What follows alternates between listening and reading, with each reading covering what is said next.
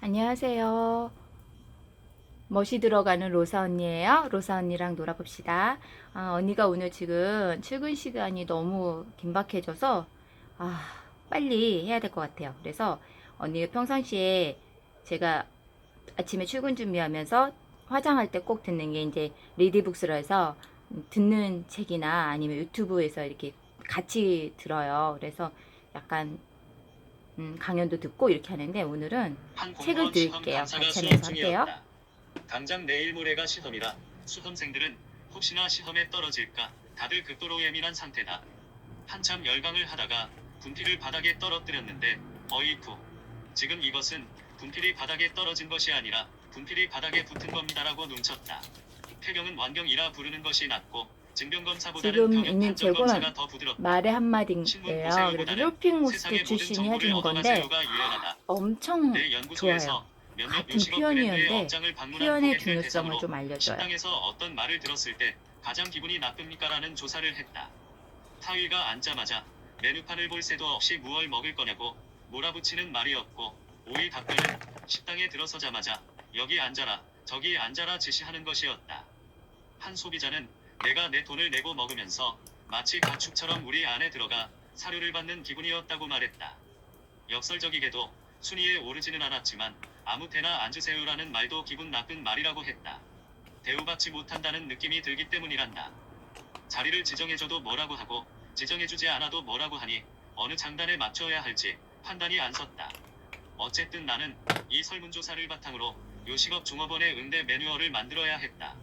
우리 회사는 자리를 지정해주는 쪽으로 결정하고 멘트를 만들었는데 각 자리의 테마나 의미를 담아 한마디를 덧붙이기로 했다. 다시 말해 여기 앉으세요라고 한 뒤 이 자리가 따뜻해요. 이 자리가 시원해요. 이 자리가 아늑해요. 이 자리가 조용해요. 이 자리가 쾌적해요. 이 자리가 아기랑 앉기에 좋아요. 여기가 제일 좋은 자리예요.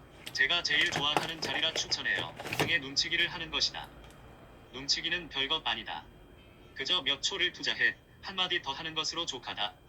홈쇼핑에서 간장게장을 방송하면 살아있는 것으로 만들었는지 아니면 죽은 것으로 만들었는지 질문이 올라온다. 물론 게장은 냉동게로 만든다. 간장게장은 살아있는 신선한 것으로 만드는 게 좋다고 생각하세요? 아닙니다.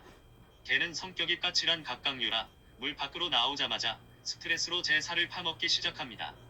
결국 물 밖으로 나온 뒤 시간이 지날수록 선도는 떨어지고 속살은 허당이 되어갑니다. 차라리 나오자마자 급속 냉동하면 바다 속에 있을 때와 똑같이 속이 꽉 차 있죠. 사실 간장게장은 냉동을 쓰는 게 가장 통통하고 선도도 좋습니다. 가령 여성용 명품 백을 판매하는 패션 매장에 연인 손님이 들어왔다고 해보자. 그때 여자가 마음에 드는 백 하나를 집어 들더니 자기야 이거 정말 예쁘다라고 말한다. 남자는 즉각 가죽 가방 있잖아라고 받아친다. 이미 있잖아는 사주기 싫을 때 가장 많이 하는 멘트 1이다. 어떻게 눈쳐야 할까? 가죽 가방의 수명 연장 비결은 여러 개를 번갈아가며 사용하는 것입니다. 가죽은 매일 사용하면 빨리 닳지요. 매주 스타일을 바꾸면 가죽의 생명도 길어지고 고객님의 세련미도 높일 수 있지요. 같은 크기의 PV를 말솜씨로 턱 보이게 만드는 방법도 있다. 당신이 가전 매장 50인치 PV 앞에 서 있고 판매원이 당신에게 PV를 소개한다고 해보자. 이때 당신은 PV가 약간 작다고 생각한다. 고객님의 집이 50평이어도 거실 실평수는 15평 이하일 겁니다. 여기 매장은 1000평입니다. 운동장 같은 곳에 PV가 덩그렇게 놓여 있으니 상대적으로 작아 보이죠. 고객님 집에 15평 거실에 갖다 놓으면 이 PV의 크기는 상대적으로 정말 커 보일 겁니다. 우리가 고객님 집으로 PV를 설치하러 가면 모두들 깜짝 놀라며 이렇게 커서라고 말합니다. 미 항공우주국 나사는 100년 전에 생겼다. 출발 무렵에는 우주로 향해 나아가자는 거창한 꿈에 부끄럽지만 자세한 시간이 건 갈수록 돈 먹는 게 나중에 멸단지라는 말이 쏟아져 나왔다. 베이스 한 편으로 해에 나사에 찍을게요. 쏟아붓는 그래서 돈이 22조 지금은 원이었으니 급해서 우주 밖으로 나갈 스피드 일도 지금 없는 지구인이 우주에 쏟는 왜 돈을 줄이자는, 모든 즉 여자들이 아침 나사의 시간이 예산을 삭감하자는 바쁘잖아요. 목소리가 그걸 나오는 건 활용하는 당연했다. 화장을 할 거예요. 다급해진 나사는 이런 문구로 눈쳤다. 당신이 생각하는 날씨가 것보다 더 많은 흐리니까 오늘은 우주가 당신의 조금 삶 속에 있습니다. 컬러풀하게 There's more 갈게요. space in your life than you think. 지구에 사는 우리의 일상에 생각보다 많은 나사의 기술력이 들어있다는 의미다. 배고 자는 메모리폼, 적외선 비체온계, 무선 청소기, 냉동 건조식품은 모두 나사의 발명품이다.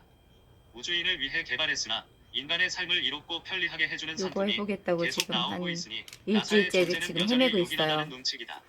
근데 하도 예뻐서 아직 딸인 줄 알았어요. 못 가장 올라간 좋은 게 너무 싸움은 많아서 말로 상대를 무장해제하는 좀 것이다. 힘든데 예를 들어 키 높이 구두를 괜찮습니다. 찾는 키 작은 또 손님이 하죠 예쁜 뭐. 아이템을 발견했는데 네, 저는 안타깝게도 매일매일 키 높이 화장을 구두가 하니까 아니라서 망설인다면 내지는 이때 매일매일 신발 가게 연출을 점원이 하니까 키 그거를 높이 활용하면 깔창 될 것 하나 같아요. 까세요라고 말하면 그 손님이 얼마나 될 민망하겠는가. 때까지 키 콤플렉스를 다른 이슈 해보도록 이를테면 하겠습니다. 건강으로 돌려 판매하는 것도 한 저 방법이다. 베이스 작업을 되게 요즘에는 중요하게 키가 큰 생각하는데 사람도 푹신한 밀착력을 고무패드 중요하게 하나쯤은 받쳐서 생각해서 신습니다. 파운데이션을 온몸의 바로 체중을 바르지 걷어내는 않고 충격은 지금 발로 아마 오는데 계속 쿠션 받침은 충격 분산 라텍스 투과가 있어서 쿠션으로 바르면서 건강에도 했을 좋아요. 거예요. 그러면 주말을 맞아 격하게 발라도 모처럼 가족과 외식을 떡지지 나왔더니 않아요. 식당 문에 그리고 떡하니 뜨지가 주의는 않아요. 칩니다라는 그래서 문구가 붙어 밀착력이 있다면 좋습니다. 가뜩이나 헛걸음한 것도 눈썹을 신경질이 그리고 나는데 무교거나 타종교인이거나 그 종교를 싫어하는 사람이 보면 기분이 어떻겠는가? 세일즈에서 꼭 제외해야 할 두 가지 소재가 오늘은 종교와 컬러 정치 얘기다. 펜슬을 쓸 거예요. 가게 문의 종교 성향을 드러내며 나 절에 다녀요 혹은 나 교회에 핑크. 다녀요라고 광고해봐야 좋을 게 없다. 그보다는 우회적인 표현으로 쉬는 날임을 알려주는 것이 더 낫다.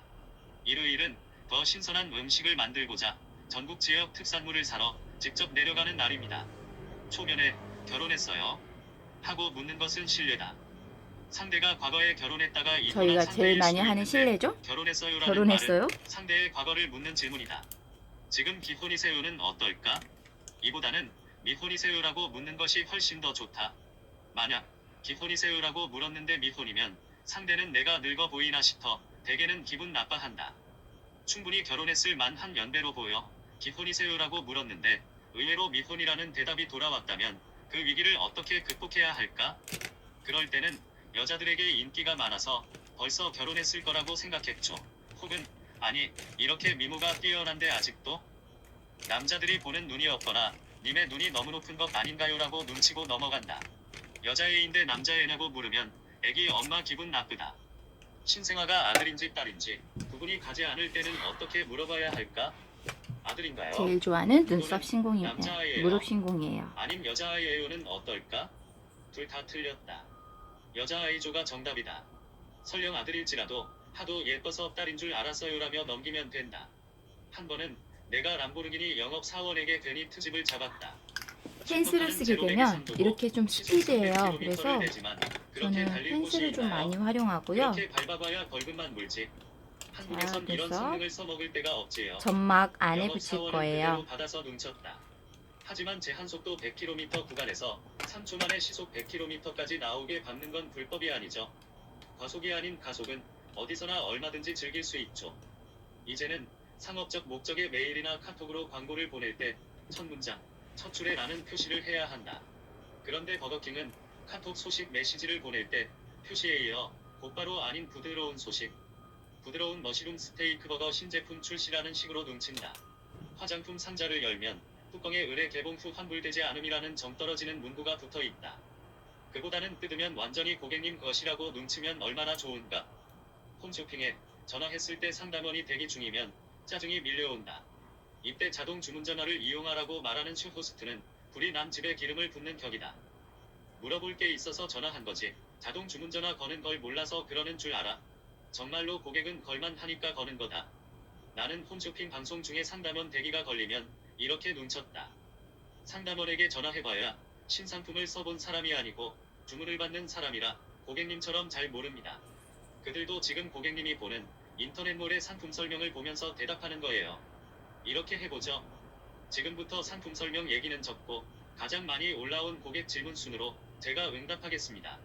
저는 상품을 써본 사람이라 상담원보다 더 궁금증을 잘 해소해줄 수 있습니다. 그러자 신기하리만치 상담원 대기가 즉각 사라졌다. 이는 시청자들이 수화기를 내려놓고 다시 지켜보고 있다는 증거였다. 한 번은 추천인 자격으로 제자 한 명을 잘 아는 담배 회사 임원에게 보내 개별 면접을 받게 했다. 첫 질문은 역시나 흡연을 어떻게 생각하세요였단다. 자, 당신이라면 담배가 좋다고 생각하세요? 아님 나쁘다고 생각하세요라는 담배 회사 임원의 질문에 어떻게 대답할 것인가? 솔직하게 담배가 나쁘다고 대답하면 근무 부적격자로 찍힐 것이 뻔하고 담배가 좋다고 대답하면 정직하지 않거나 사회적으로 도덕성에 문제가 있는 사람으로 비춰질 테니 어떻게 대답해도 곤란한 질문이다. 이럴 때는 질문자의 입장을 고려해 통찰력을 발휘해야 한다. 당신은 담배 회사에 들어가려는 것이고 면접관은 적어도 수십 년간 담배 회사에 청춘을 바쳐온 사람이다. 그가 도덕적으로 괴로워하는 사람을 뽑고 싶을까? 분명 지원 동기가 약하거나 입사 후 담배에 회의감을 보일 사람을 뽑고 싶지는 않을 것이다. 그러니 첫 마디는 이렇게 시작해야 한다.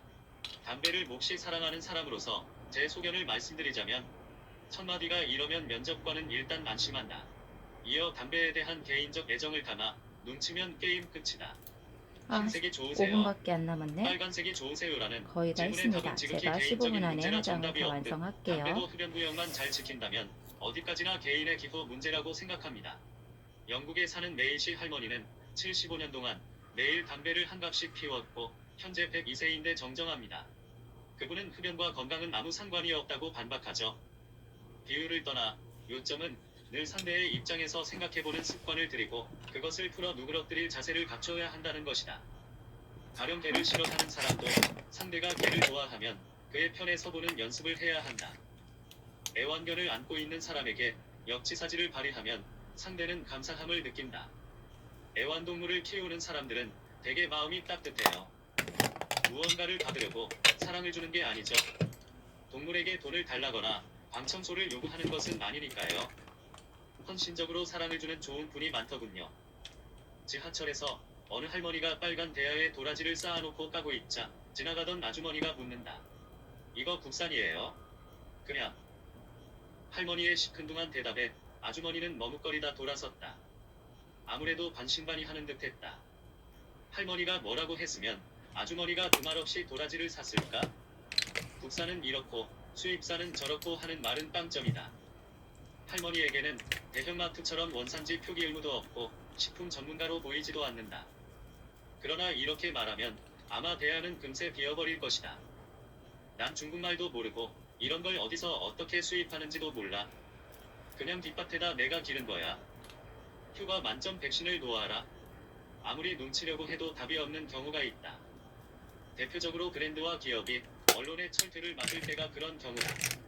가짜 건강식품, 중금속이 든 마스크팩, 원산지를 허위 표기한 수산물, 오리털 함량을 속인 패딩 그리고 건강 이상을 유발한 식품 등 치명적인 상황에 놓이면 앞이 깜깜해진다. 이 위기에 어떻게 대처해야 할까?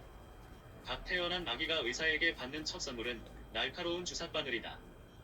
12살 때까지 많게는 13개의 백신을 35차례나 접종해야 한다.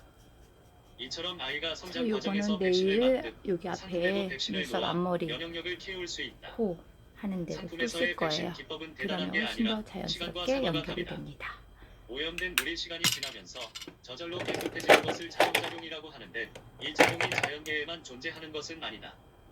마케팅 시장에서도 시간이 약이다. 실제로 홈쇼핑이나 마트에서 판매하는 상품에 문제가 있다고 언론이 보도해도 시간이 지나면 언제 그랬는가 싶게 아무렇지도 않다. 문제가 드러났을 때 변명하는 것은 치명적이다. 최선책은 머리가 땅속으로 들어갈 정도로 깊이 고개 숙여 사죄하는 것이다. 그래야 그나마 빨리 잊힌다. 고객의 기억은 신기하리만치 짧고 시간은 스스로 자정작용을 한다. 특히 시간이 가면서 언론 피로도가 쌓이면 소비자는 그만큼 무뎌지고 언제 열을 냈느냐는 듯 다시 본래의 습관대로 돌아간다.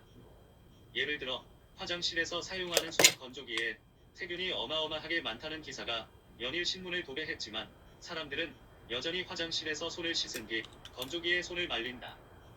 자, 식당에서 오늘 반찬을 재사용한다는 오늘 기사는 메이크업은 또 초스피드로 얼마나 많이 나는가? 약간 핑크색 계열로 그래도 해서요. 우리는 했고요. 오늘도 맛있게 밥을 이따가 사 먹지 좀 않았는가? 쉬었다가 바로 홈쇼핑 패션 쿠팡은 들어갈게요. 엉터리라고 대대적으로 공중파 조금만 뉴스에 기다려요. 나온 적도 있다.